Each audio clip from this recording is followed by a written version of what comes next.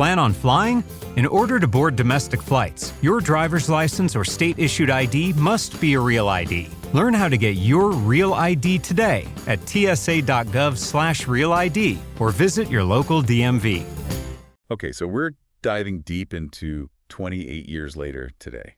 Yeah, a sequel we never thought we'd see. This paste-to-text we found, oh man, it's juicy stuff. Definitely raises more questions than it answers, though. For sure. But that's what makes this so exciting, right? Absolutely. We're talking about a sequel set 28 years after, 28 days later. Can you imagine the world ravaged by the rage virus for almost 3 decades? I mean, think about it. A whole generation has grown up in this post-apocalyptic world. They wouldn't even remember what life was like before. Exactly. They'd only know chaos and survival. And this isn't your typical zombie apocalypse either. Oh, no. The infected in 28 days later, they weren't just slow, mindless corpses. They were driven by pure rage, fast, and incredibly violent.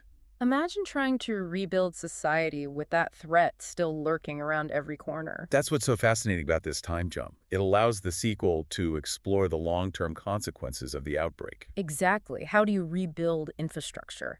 How do you even begin to heal the psychological scars left on survivors? And the pasted text mentions societal collapse and recovery as major themes. It makes you wonder, what does that recovery look like? Is it even possible to fully recover from something like this? I mean, just imagine the PTSD, the collective trauma. And what about the potential for lingering infected? Yeah. Or even mutated strains of the virus? Right.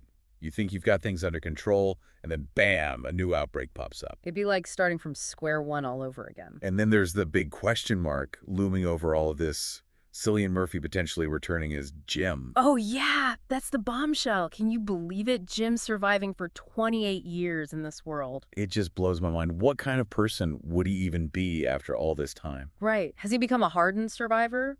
A leader? Or has the world broken him? I mean, we saw him at the end of 28 Days Later, seemingly hopeful. Yeah. But 28 years in a world like that, it's got to take its toll. Maybe he's become a symbol of hope. A guide for this new generation struggling to survive. Or maybe he's succumbed to the darkness, become a threat himself. That's a terrifying thought. Yeah. And, you know, I can't help but wonder if Jim's return undermines the idea of a fresh take. I see what you mean. Will we just be rehashing familiar ground? Well, remember, we've got Danny Boyle and Alex Garland back as director and writer. Oh, yeah. That's huge. They're the creative minds behind the original 28 Days Later. Exactly. And they're known for pushing boundaries for their distinct styles. Boyle with his kinetic energy and that almost frenetic visual style. And Garland with his bleak, thought-provoking narratives. Having them both back, it suggests they're going for something truly unique with this sequel. I was just reading in the pasted text. Garland actually said, "We're not interested in simply rehashing the past." Oh, really? Yeah, he said, "This is about exploring the human condition in the face of long-term consequences." That's interesting. So it sounds like they're really diving deep into the psychological and societal impact of the rage virus. Exactly. It's not just about the scares this time. It's about how humanity survives and rebuilds after such a devastating event. Think about the potential themes.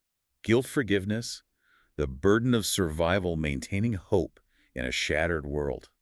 It's a rich landscape for storytelling, and I have a feeling Boyle and Garland will use it to deliver both visceral thrills and thought-provoking commentary. Absolutely.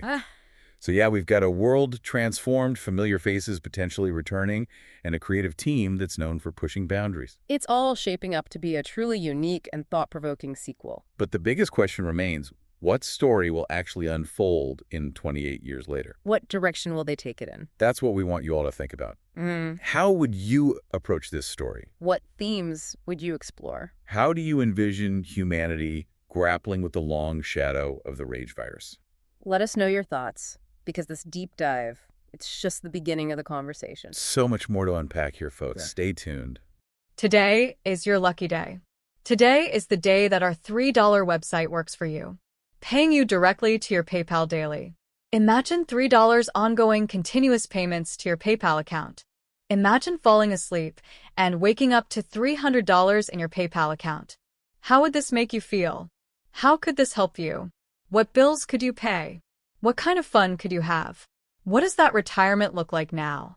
All for a one-time payment of $3. This website is DFY done for you, fully built and completely hosted, and never stops collecting payments for you. You have spent $3 on coffee on a regular, but that coffee won't help you create multiple streams of income. Click the link below.